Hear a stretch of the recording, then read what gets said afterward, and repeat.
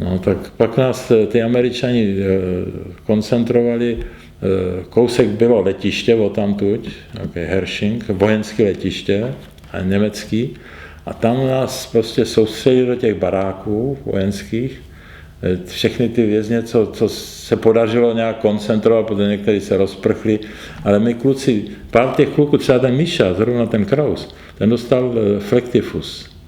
Ten vůbec s náma nebyl, potom dostal skvrnitej tyf a měl co dělat, že to přežil. Jo. Toho potom museli dát do nemocnice někam, ten vůbec s náma nebyl. Já se teda na ně vůbec nepamatuju, ale vím, on říkal, já jsem s váma pak vůbec nebyl, protože já se do nemocnice. A tam jeden kluk dostal taky tenhle flektifus, neboli skvrnitej tyf, a ten začal potom blbnout. Byl gorila, jsme říkali gorila. Byl takový, trošku vypadal jako opice. A tak ten začal potom nějak z toho blbnout. No a tam jsme jako byli nějakou dobu, pár neděl, nás tam ty Američani drželi jako v takové karanténě a dávali nám takový nějaký dietní jídlo. Tak to byl konec války. Přetáhl jsem to o 5 minut. My jsme prostě z toho Mauthausenu, když jsme tam přijeli tím, jak jsem říkal o tom lednovém transportu, tak nás tam nechali asi 14 dní v tom Mauthausenu a pak nás dopravili do tábora Melk. Ten Melk byl taky pobočný tábor Mauthausenu, je to tak, já nevím, na Dunaji, několik desítek kilometrů vzdálený. Já si vůbec nepamatuju, jak jsme se tam dostali, a ty kluci, některý, co jsem s nimi mluvil, říkali, že jsme tam jeli vlakem, ale že si vůbec nevzpomínají, jestli to byly dobytčáky nebo osobní vozy. Takovýhle detaily, já vůbec nevím jak. A oni zase nevěděli, jaký to byly vagón.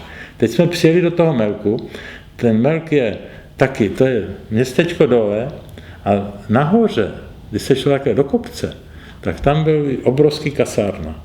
A Němci tehdy z toho udělali koncentrační tábor. Proč? Tam byly několik desítek tisíc vězňů, protože to byly samé kopce kolem toho Dunaje. A oni tam budovali fabriky v těch kopcích. A ty vězňové tam hloubili prostě ty štoly, kde potom se měli jako budovat takzvané podzemní továrny, které byly prakticky nezničitelné bombardováním. Proto to tam takhle udělali. My jsme tam přijeli a říkám, to byla ta stejná parta, která potom šla do toho Gunskirchenu ještě, myslím. Aspoň byl nás taky asi tak kolem těch 15-20, nevím přesně. A teď jsme tam přišli nás hodili na takovou místnost v rámci těch kasárnách a teď se tam najednou, kdo se tam neobjevil? Objevil se tam Bednárek. Ten náš blok LTST z Birkenau a ten nám dělal velitele ty cimry, toho pokoje. No my jsme si řekli, no teda pozdrav pan. On samozřejmě musel taky pryč, ale oni měli ty vazby, tyhle chlapy mezi sebou, takže už si našel místečko jako takový jako lepší, že bude dělat šéfa tady těm klukům, protože on vlastně byl naším šéfem tam v tom Birkenau.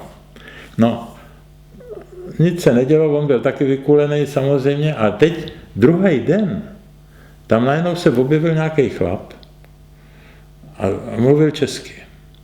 A teď byl tam ten Bednárek a on říká, tady jsou český kluci, tak. A ten Bednárek mu říká, to nie Česi, to Židky. Na to si pamatuju. To nie Česi, to Židky. My jsme pro něj nebyli Češi, my jsme pro něj byli Židi. To je právě ta tragédie těchto lidí, že já se třeba považuji, já jsem přece Čech, jo. A tam jsem nebyl Čech pro toho Bednárka. Jenomže ten Čech, který tam byl, ten se na ně úplně vykašlal. A teď se ptal, kluci, odkud jste, kdo jste odkud? Tak jsme začali říkat a já říkám, já jsem z Pardubic. Ty jsi z Pardubic. Ty jsi z Pardubic. Ty jsi z Pardubic. On byl pardubický, on byl z Pardubic. Byl to profesor obchodní akademie, který byl uvězněn za nějakou ilegální činnost. A v tom táboře v Melku, což byl obrovský tábor, byl zaměstnaný na Schreibstube. A to byl takzvaný Schreiber. A Schreibři, to byla prostě taky elita. To byli prostě lepší lidi, protože samozřejmě, protože ho udělali Schreiberem, protože byl profesor, tak se tam dostal jako.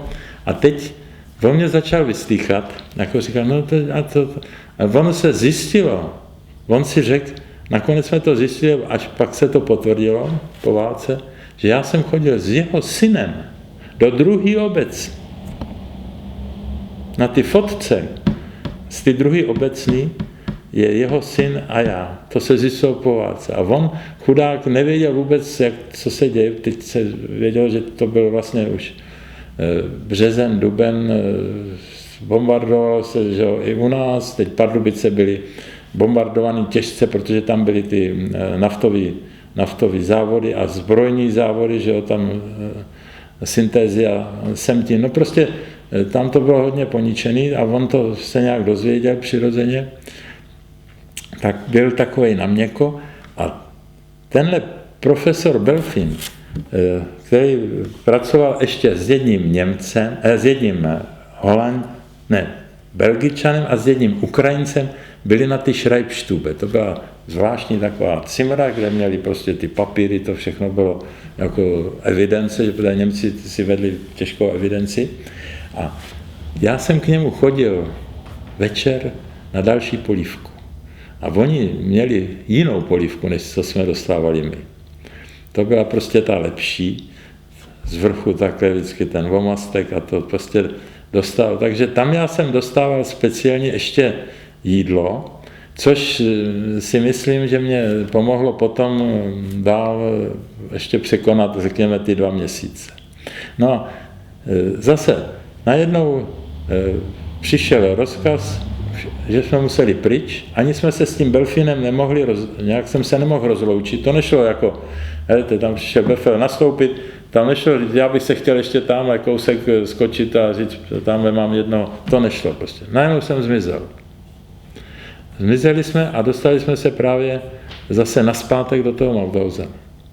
No a